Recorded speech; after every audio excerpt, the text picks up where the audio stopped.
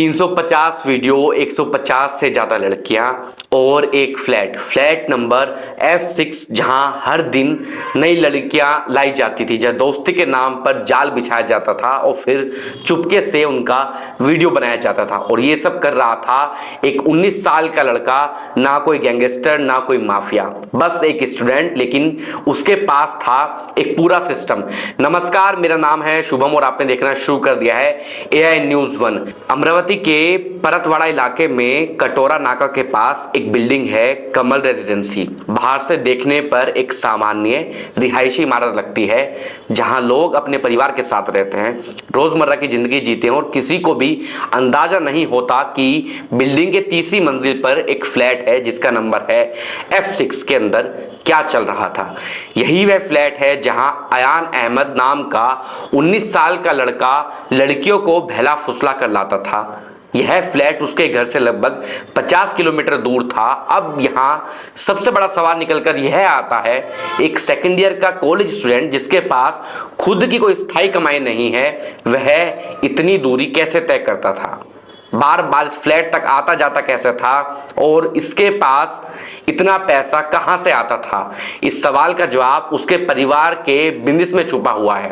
अयान के पिता ऑटोमोबाइल का काम करते हैं जिसमें पुरानी गाड़ियां खरीदी जाती थी और उन्हें बेच दिया जाता था। इस काम के चलते अलग अलग गाड़ियां उनके पास आती जाती रहती थी। अयान ने इस चीज को अपना सबसे बड़ा हथियार बना लिया। वह रोज नई नई गाड़ियां लेकर कॉलेज और स्कूलों के बाहर जाता था और लड़कियों को यह दिखाता था कि उसके पास हर दूसरे दिन नई कार होती है। यह दिखावा, यह लाइफस्टाइल और यह चमक दमक कम उम्र की लड़कियों को प्रभावित करने के लिए काफी थी। धीरे धीरे वह लड़कियों से दोस्ती करता और उन्हें अपने ग्रुप में शामिल करता और फिर सोशल मीडिया, इंस्टाग्राम, फेसबुक और खास स्नैपचैट के जरिए उनसे संपर्क बनाए रखता। एक लड़की को दोस्त बनाकर वह उससे कहता कि अपनी दूसरी दोस्तों को भी साथ लाओ। इस तरह एक एक करके लड़कियों के पूरे ग्रुप में घुस जाता था। लेकिन असली खेल यहां से शुरू होता था। जब भरोसा बन जाता तब वह लड़कियों को घुमाने के बहाने, पार्टी के बहाने या किसी और बहाने से उस फ्लैट F6 पर लेकर आता था। इस फ्लैट के अंदर क्या होता था यह अब पुलिस जांच और स्थानीय लोगों की गवाही से सामने आ चुका है। स्थानीय निवासियों के मुताबिक इस फ्लैट में दिन रात लड़के और लड़कियों का आना जाना लगा रहता था। रात 12 बजे से 2 बजे तक भी लोग आते जाते थे।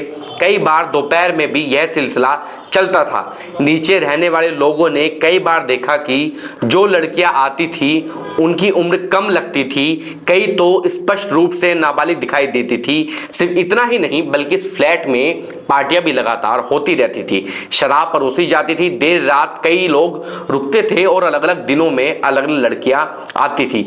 यहाँ कोई एक दो बार की घटना नहीं थी बल्कि लगातार चलने वाली गतिविधि थी। स्थानीय लोगों ने इस पर आपत्ति भी जताई। उन्हें कई बार फ्लैट मालिक को फोन किया और शिकायत की कि यहाँ कोई संदिग्ध गतिविधियां हो रही हैं, नाबालिग लड़कियां आ रही हैं, रात में असामान्य हलचल है। लेकिन फ्लैट मालिक का जवाब जो था वो बिल्कुल चौंकाने वाला था। उसने साफ कहा, मेरा फ्लैट है, मैं जिसे चाहे दूं, तुम्हें जो करना है कर लो। इतना ही नहीं बल्कि कुछ लोगों का आरोप है कि शिकायत करने पर उसे धमकाया भी गया। बताया जा रहा है कि फ्लैट मालिक का नाम अंकुश है जो बलगांव में रहता है। अब सवाल यह उठता है कि इतनी बार शिकायत होने के बावजूद अगर कोई कार्रवाई नहीं हुई तो क्या मकान मालिक पूरी तरह अनजान था या उसने जानबूझकर पूरे मामले को नजरअंदाज किया।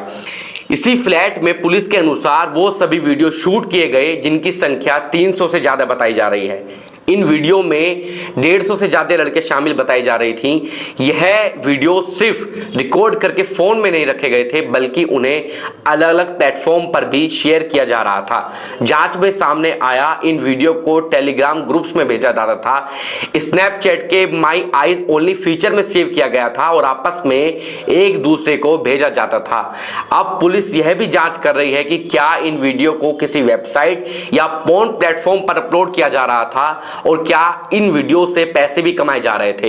इस पूरे मामले में अब तक 4 आरोपियों को गिरफ्तार किया जा चुका है। मुख्य आरोपी अयान अहमद, उसका दोस्त उजैर खान जिस पर वीडियो वायरल करने का आरोप है, मोहम्मद साद और तबरेज खान। बताया जा रहा है कि ये चारों आपस में बहुत करीबी दोस्त थे और इनके बीच एक अजीब तरह की प्रतिस्पर्धा चलती थी। कौन ज्यादा लड़कियों को फंसाएगा, और इस उपलब्धि का सबूत होता था वीडियो।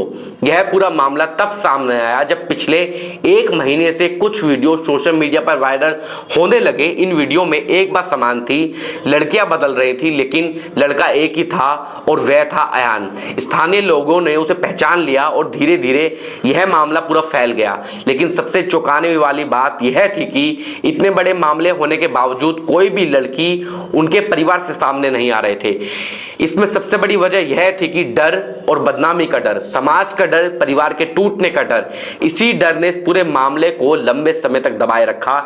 स्थिति तब बदली जब यह वीडियो राज्यसभा सांसद अनिल बोंडे तक पहुंचे। उन्होंने खुद इस मामले में पहल की और पुलिस में शिकायत दर्ज कराई। उन्होंने यह सवाल उठाया कि जब लड़कियां नाबालिग हैं तो बिना किसी शिकायत के भी पुलिस को कार्रवाई करनी चाहिए। उनके हस्तक्षेप के बाद पुलिस सक्रिय हुई, अयान और उसके साथियों को गिरफ्तार किया गया और एक विशेष जांच टीम SIT का गठन किया गया। अब तक 5 मोबाइल फोन जब्त किए जा चुके हैं जिसमें भारी मात्रा में वीडियो डेटा मिला है। 40 से ज्यादा सदस्यों की जांच टीम इस पूरे नेटवर्क की जांच कर रही है। यह पता लगाने की कोशिश कर रही है कि क्या यह सिर्फ 4 लड़कों का मामला था या इसके पीछे कोई बड़ा संगठित रैकेट काम कर रहा था। इसी बीच प्रशासन ने आरोपी के घर पर नोटिस चिपकाया और अवैध निर्माण के खिलाफ कार्रवाई शुरू की गई। बुलडोजर भी मौके पर पहुंच गया और कुछ हिस्सों को भी तोड़ा गया। हालांकि इस कार्रवाई को लेकर सवाल भी उठ रहे हैं, क्या हर मामले में ऐसे ही सख्ती दिखाई जाती है या सिर्फ ये रचनात्मक कार्रवाई है। लेकिन इन सब सवालों से परे सबसे बड़ा सवाल यही है, क्या हम एक ऐसे समाज में जी रहे हैं जहां 19 साल का एक लड़का इतने बड़े स्तर पर ऐसा अपराध कर सकता है और महीनों तक किसी को भनक तक नहीं लगती। ये सिर्फ अयान की कहानी नहीं है, यह उस सिस्टम की कहानी है जहां शिकायतें अनसुनी रह जाती हैं। यह उस समाज की कहानी है जहां डर सच्चाई से बड़ा हो जाता है, और यह उस चुप्पी की कहानी है जिसने सैकड़ों लड़कियों को बोलने से रोक दिया।